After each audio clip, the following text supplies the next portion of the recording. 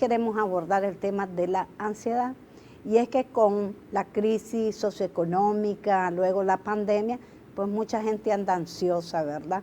Vamos a hablar sobre este tema con Roberto Hernández, coach internacional. Muchas gracias por estar aquí. Me encanta cómo maneja Roberto los temas con mucho positivismo. Gracias, Roberto, por estar con nosotros. Muchas gracias, María Elsa. Gracias por la invitación y muchas gracias a los amigos televidentes de tu programa Conversando y de Canal 23.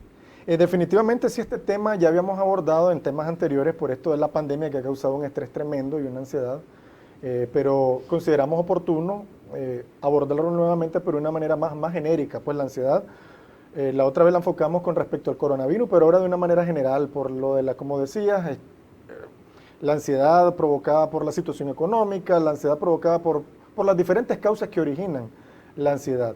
Y traigo a colación un dato estadístico que habíamos compartido y mencionarlo de manera puntual, y es que este tema realmente es un tema grave, pues a nivel mundial, la última estadística actualizada de la OMS hace unos años fue ahorita de ser superior, pero hace unos años era de 264 millones de personas a nivel mundial que tenían trastornos de ansiedad. La ansiedad, cuando no se gestiona bien las emociones, provoca daños a la salud emocional de las personas y a la salud psicológica. Ahora, esta es una emoción normal, quiero decirles a las personas que nos están viendo, las emociones del ser humano somos seres emocionales y son eminentemente naturales, normales en nosotros. Y toda emoción tiene una función. Entonces, en sí las emociones no son ni buenas ni malas. Lo bueno y malo es la manera en cómo nosotros, como individuos, María Elsa, respondemos a cada emoción. Y ahí está la situación. Por ejemplo, ¿cuál es la función específica a nivel neurológico, a nivel del cuerpo humano que tiene la ansiedad? Sencillamente es ponernos en estado de alerta ante una situación próxima, algo que se aproxima. Se te aproxima un evento cercano y entonces se activa la emoción de la ansiedad con la finalidad de ponerte alerta, pero no con la finalidad de traerte trastorno psicológico.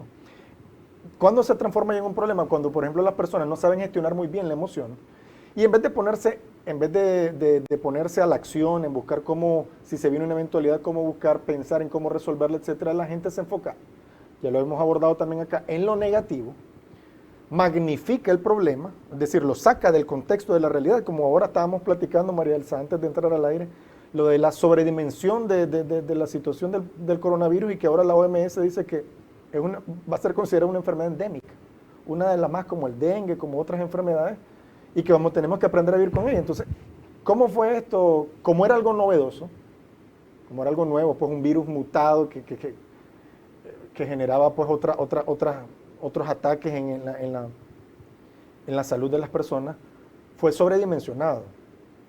Y entonces eso trajo un ataque de ansiedad, un pánico, unos estragos a la economía mundial y pérdidas de empleo, pérdida de una serie de cosas. 70 millones en los Estados Unidos, ahorita 30 recuperaron, pero hay 40 millones de desempleados. Y ni se diga aquí en nuestro país, pues vos vas a lugares donde antes estaba activada, en la noche había vida nocturna y ahora ves centros cerrados a las 9 de la noche. Pues.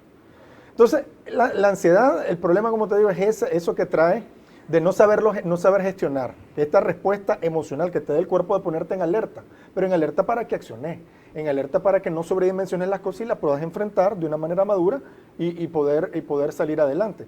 Y entonces cuando se transforma en problema es cuando la gente no lo sabe gestionar y entonces te produce bloqueos mentales y te produce un ataque sistemático de pensamientos negativos que te bloquean. Por ejemplo, no te permiten actuar y te mantienen ya en un nivel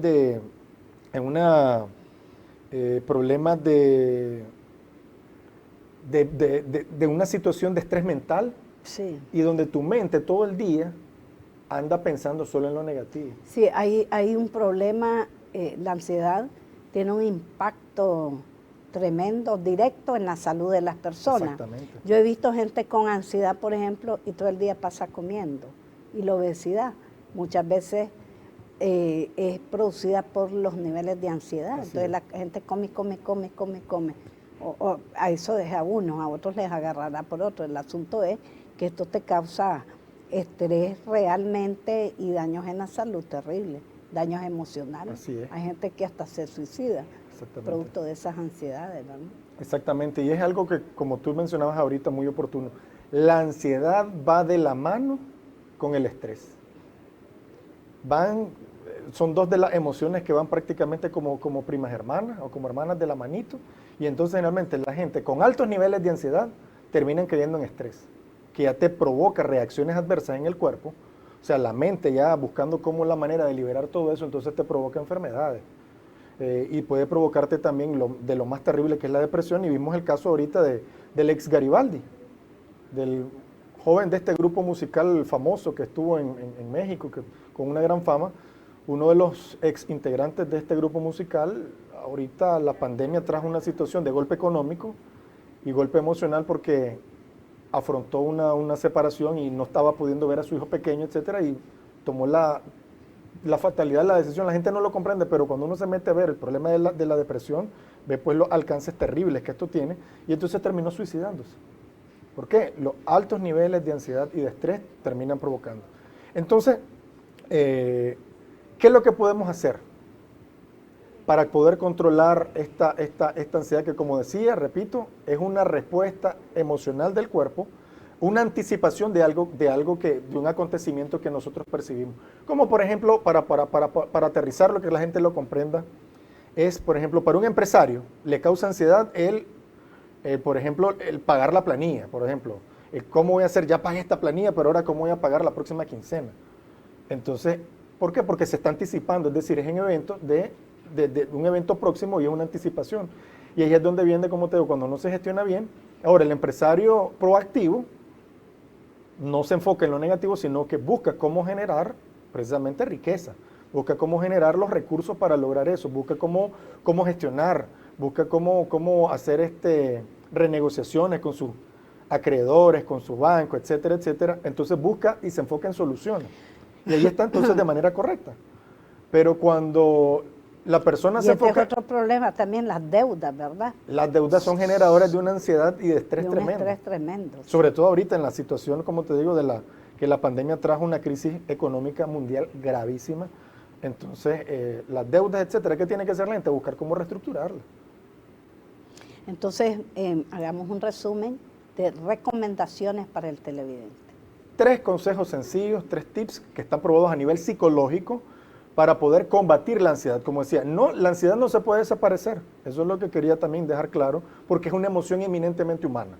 Es decir, siempre que nosotros percibamos un evento que nos preocupe próximo, siempre se va a disparar nuestros niveles de ansiedad, esa inquietud mental, esa serie de pensamientos que nos provoca esa ansiedad. Pero hay maneras de combatirlo y reducirlo al mínimo y poder gestionar de una manera correcta, de una manera positiva, y que podamos transcurrir de una manera saludable en nuestra vida y que no afecte nuestra salud emocional ni nuestra salud psicológica. Entonces hay 3 consejos. Uno de ellos es pensar de forma realista. Es lo que decía. Muchas veces lo que ocurre ante los acontecimientos, María Elsa, es las interpretaciones que le dan las personas. Por ejemplo, vos le puedes dar una interpretación a un suceso en específico, Alison le puede dar otra interpretación. Entonces, es la interpretación de los sucesos lo que a veces deforma la realidad. Entonces, ahí se da esto del pensamiento deformado. O sea, se presenta una situación como, por ejemplo, ahorita lo de la pandemia, lo de una situación familiar, lo de una situación de no poder pagar una deuda, lo de alguien que se quedó sin empleo. ¿Cuándo se da ese pensamiento deformado? Cuando le da una interpretación, cuando la persona lo interpreta de una manera fatalista. Ay, qué barbaridad, ahora, ¿qué voy a hacer? Y no sé qué. Y entonces esa interpretación, en vez de, por ejemplo, verlo como una oportunidad para emprender, verlo como algo realista, pues que es una situación, ok, esto escapa de mis manos, hay una situación mundial que se está ocurriendo, y entonces no verlo como algo personal, en que he fallado, soy un fracaso, y vienen todos esos pensamientos de autoataque, de autosabotaje psicológico, y entonces la persona no tiene que verlo, que ahorita hay una situación, y entonces verlo de una manera realista. Hay una situación de pandemia, está provocando crisis económica, y entonces ¿cómo lo puedo afrontar de una manera realista? ¿Con qué recursos cuento yo? ¿Qué conocimientos tengo? ¿Qué habilidades?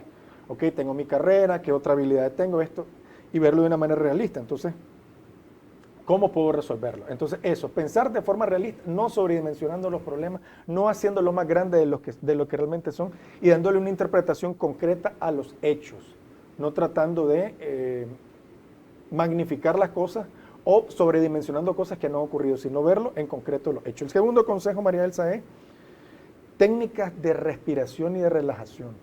Hay algo interesante que yo les recomendaría a los amigos televidentes y es probar la meditación. Estas técnicas ancestrales de los orientales realmente dan resultados y por eso estas culturas Los ejercicios de yoga. Estas culturas son milenarias por eso y tienen una esperanza de vida, son bastante longevos. Sí. Entonces, ¿por qué? Porque han metido este tipo de cosas en su práctica diaria, en su cultura, en su vida. Y a veces lo vemos aquí en nuestra cultura occidental, se ve a veces desde una visión muy religiosa y entonces tienden a ver cosas de otras culturas como algo malo. Pero el propio Jesucristo nos decía en la Biblia que hay que escudriñarlo todo, es decir, investigar, leer, y que hay que retomar lo bueno y desechar lo malo. Entonces, pero una de las cosas buenas que tienen esta cultura oriental es las técnicas de la meditación. Por ejemplo, estas técnicas de yoga o una que ahorita está también pegando duro a nivel mundial, que es el mindfulness, que se llama atención plena, que es una especie también para ayudar a relajar, es que la gente aprenda a aquietar sus pensamientos y a concentrar su pensamiento para evitar precisamente esa serie de ataques de pensamientos negativos, etcétera. Entonces, yo les recomendaría a las personas que busquen en internet cómo aprender esas técnicas de meditación. Se puede practicar diario por la mañana durante 10 minutos. Y básicamente, ¿en qué consiste? No es nada extraordinario ni nada complicado. Consiste en cerrar los ojos y concentrarse uno en la respiración. Respirar profundamente, retener un poco el aire y después exhalar profundamente. Y eso inhalar, exhalar. Inhalar, exhalar, pero mantener la respiración y tu pensamiento, concentrarlo en la respiración para bloquear los pensamientos negativos que te pueden ocurrir. Entonces, tu mente solamente concentrada en la respiración, en cómo se ensanchan tus pulmones, en cómo recorre el aire tu nariz y va bajando, etcétera. Y eso es todo lo que hay que hacer. 10 minutitos, grandes resultados. Yo lo he podido comprobar. Antes no creía en esas cosas y decía, será, no será, pero realmente te ayuda. Y el tercer consejo al final es afrontar las emociones y la vida. Es decir, cuando se presentan los inconvenientes en la vida, hay que afrontarlos. Hay mucha gente que quiere evitar eso, meterse como el avestruz, cree que metiendo la cabeza bajo la tierra van a pasar los problemas. Mira, ya llevamos casi todo el año con lo de la pandemia, entonces, ¿qué es lo que corresponde? La OMS lo está diciendo, afrontarlo como algo que va a ser de la vida cotidiana. Entonces, ¿qué? Hay que afrontarlo. Ya nuevamente, otra vez, las parroquias van a abrir sus puertas. Las parroquias, las iglesias católicas están abriendo, las iglesias evangélicas están abriendo, tomando las medidas pertinentes. Claro, hay que tomar las medidas, pero se están abriendo y se está reactivando la economía, que es lo que se tiene que hacer también, para que se vuelva a generar la riqueza, para que se vuelvan a recuperar los empleos. Y aquellos que han perdido empleos, pues, afrontar la situación. No tengo empleo, ¿qué puedo hacer? O buscamos cómo emprender, o buscamos cómo conseguir empleo, porque sí hay algunas empresas que están ofreciendo oportunidades, o buscando cómo crear nuestra propia oportunidad. Pero los problemas no se solucionan evitándolo o volviendo a ver para otro lado, metiendo la cabeza como el avestruz. Los problemas hay que afrontarlo, hay que afrontar la vida de una manera realista, de una manera con una actitud positiva, y eso nos ayuda entonces a reducir la ansiedad y tener una mejor calidad de vida, María Elsa. Y agradecer cada día a Dios que tenemos. Una actitud de agradecimiento es fundamental, sobre todo a levantarnos, María Elsa, porque eso te predispone a iniciar de una manera positiva. Gracias, Señor, porque estoy iniciando un día más de vida, me has regalado un día más de vida. Gracias porque tengo el techo, gracias porque tengo esta comidita, gracias porque tengo a mi familia. Comenzar a elaborar una gratitud del día a día por todo lo que tenemos que agradecer en la vida, y eso nos ayuda también a tener una mente más positiva, a también reducir la ansiedad para ver de que tenemos más relajado y ver que tenemos cosas por las cuales agradecer en la vida.